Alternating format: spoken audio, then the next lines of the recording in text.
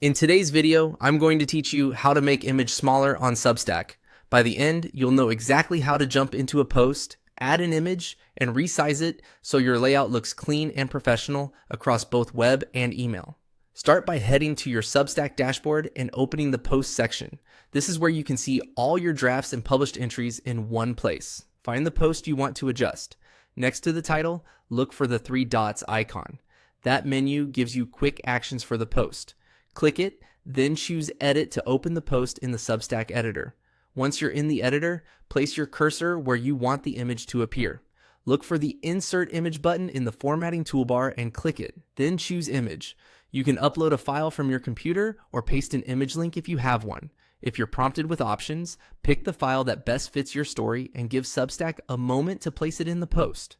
As a quick best practice, try to use images that are already optimized so your email loads quickly for readers. After the image appears in your post, click directly on it to select it. You'll see it become highlighted with small handles around the edges. Those handles are what you'll use to change the size.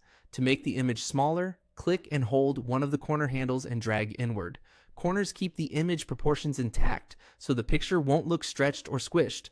If you only need to narrow the image without changing the height as much, you can use a side handle, but be careful to maintain a natural look.